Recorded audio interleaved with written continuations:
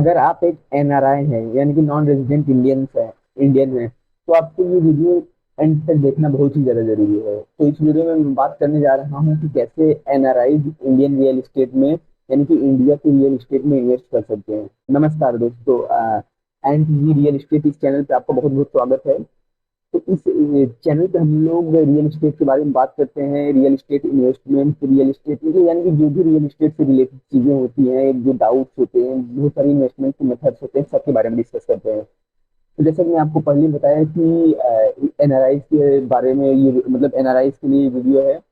तो चलिए वीडियो शुरू करते हैं कि जो इंडिया में एनआरआई हैं वो इंडिया में इन्वेस्ट कर सकते हैं रियल एस्टेट में। बट अगर आप इन्वेस्ट करना चाहते हो तो आपको कुछ रूल्स एंड रेगुलेशन है जिसको फॉलो करना पड़ेगा, नहीं तो आप बहुत मतलब प्रॉब्लम हो सकती है आपको। तो आपको रूल्स एंड रेगुलेशन क्या है वो पता रहनी चाहिए। बात करते हैं कि ऐसी कौन कौन सी टाइप्स हैं प्रॉपर्टीज की जिसमें एनआरआई इन्वेस्ट कर सकते हैं, यानी कि आप एज एन एनआरआई इन्वेस्ट कर सकते हैं अगर आप एनआरआई हैं तो। देखिए, इंडिया में कमर्शियल प्रॉपर्टी मतलब रेजिडेंशियल प्रॉपर्टी हो गई, कमर्शियल प्रॉपर्टी, इन दोनों टाइप की प्रॉपर्टीज में कोई भी एनआरआई इन्वेस्ट कर सकता है। लेकिन मैं आपको बताना चाहूंगा कि जो एग्रीकल्चर लैंड होता है, एग्रीकल्चर लैंड होता है, उसको बाय नहीं कर सकता कोई एनआरआई।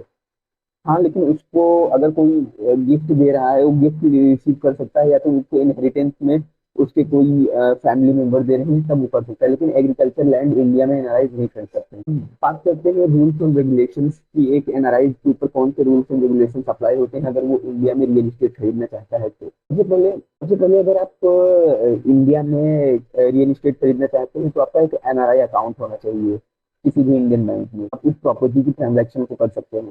बात करते हैं टैक्सेशन की। देखिए, अगर आपके पास कोई ऐसी प्रॉपर्टी है एज एन एनआरआई, आप एनआरआई हैं, आपके पास ऐसी कोई प्रॉपर्टी है जिसके आपको रेंट आ रहा है, तो आपको उस रेंटल इनकम पे इनकम टैक्स देना पड़ेगा। तो अगर आपने कोई प्रॉपर्टी बेची जिससे आपको कैपिटल गेन हुआ, तो आपको कैपिटल पे भी आपको टैक्स देना पड़ेगा। मैं आपको कुछ टिप्स देना चाहूंगा कि आप इंडिया में इन्वेस्ट करने से पहले किन किन मतलब कुछ टिप्स देता हूँ मैं आपको कि आप यूज कर सकते हैं इंडियन रियल एस्टेट में इन्वेस्ट करने से पहले। अपना रिसर्च कीजिए। आप जिस भी इंडियन रियल एस्टेट मार्केट में इन्वेस्ट करना चाहते हैं तो उस मार्केट का मतलब क्या ओवरऑल कंडीशन है, कि उसकी में प्रॉपर्टी की प्राइसेस बढ़ रही है कि घट रही है, कि क्या कैसा चीज है, उसको आपको रिसर्च खुद करना पड़ेगा। सेकेंड टिप ये है कि आपको कोई एक अच्छे डेवलपर के साथ मतलब डेवलपर का प्रोजेक्ट लेना है। देखिए, आपको ऐसा कोई डेवलपर देखना है जिसका ट्रैक रिकॉर्ड अच्छा हो। आपको किसी ऐसे नए डेवलपर के पीछे नहीं जाना है जिसका ट्रैक रिकॉर्ड आपको ना पता हो। क्या पता वो आपकी प्रॉपर्टी बना के दे पाए ना दे पाए, मतलब बहुत सारे इश्यूज हो सकते हैं। थर्ड टिप है कि इंडिया में इन्वेस्ट करने से पहले प्रॉपर आपको एक वकील से कंसल्ट करना चाहिए कि आपको इस जगह इन्वेस्ट करना चाहते हैं, तो एक जो प्रोफेशनल लॉयर होता है वो आपको अच्छे तरीके से गाइड कर सकता है।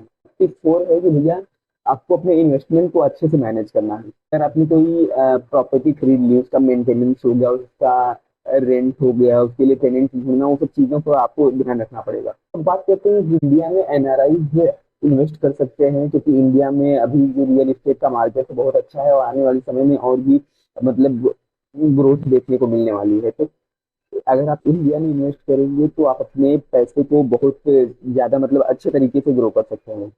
लेकिन इंडिया में इन्वेस्ट करने से पहले आपको पता होना चाहिए कि आपके लिए रूल्स एंड रेगुलेशंस क्या क्या हैं, और आपको अपना खुद रिसर्च करना पड़ेगा, और आपको एक किसी अच्छे रेप्यूटेड डेवलपर का ही प्रोजेक्ट लेना है। जाते जाते मैं इस वीडियो में आपको कुछ और टिप्स दे देना चाहूंगा कि ताकि आपको डिसीजन मेकिंग जो प्रोसेस होता है वो आपका बहुत इजी हो जाए। पहले मैं आपको ये बताना चाहूंगा कि आप कोई भी प्रॉपर्टी इन्वेस्ट करना चाहें तो बड़ी बड़ी जो मेट्रो सिटीज होते हैं इंडिया में, जैसे कि मुंबई, पुणे, हैदराबाद, बैंगलोर, ये सब जो बड़े बड़े मेट्रो सिटीज हैं, अगर आप इनमें इन्वेस्ट करेंगे तो आपके जो इन्वेस्टमेंट का रिटर्न है वो आपको हायर देखने को मिल सकता है, मतलब मिलेगा हायर, क्योंकि ये सब बड़े सिटीज में प्रॉपर्टीज की डिमांड बहुत ज्यादा होती है। सेकंड ये है कि हम अगर आप इन्वेस्ट करना चाहते हैं तो आपको ऐसे प्लेस पे इन्वेस्ट करना है जहाँ की का एरिया वेल कनेक्टेड हो, वहाँ हाईवेज हो, वहाँ रेल रोड का फैसिलिटीज होती हैं, वो सब होनी चाहिए। इसलिए मैं आपको पहले बोल रहा हूँ कि आपको किसी दूर दराज इलाके में इन्वेस्ट नहीं करना है जहाँ कोई आता पता ठिकाना नहीं है, आपको बड़े मेट्रो शहर में इन्वेस्ट करना है। तो ऐसे ऐसी प्रॉपर्टीज में इन्वेस्ट करना है जिनकी कंडीशन खूब, ऐसी आपको प्रॉपर्टी नहीं इन्वेस्ट करना है ये जिसकी दीवारें टूट रही हो, प्लास्टर चल रहा हो, पेंट खत्म हो गया होगा, क्योंकि अगर आप रेंट पे देने जाएंगे तो प्रॉपर्टीज रेंट पे नहीं जा पाएंगी।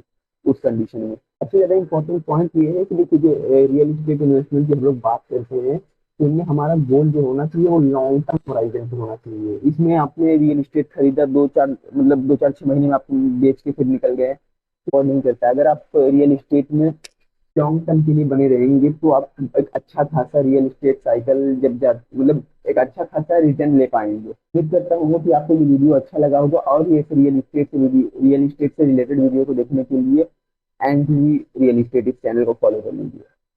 तो मिलते हैं किसी नेक्स्ट वीडियो में, तब तक के लिए टाटा बाय बाय, जय हिंद।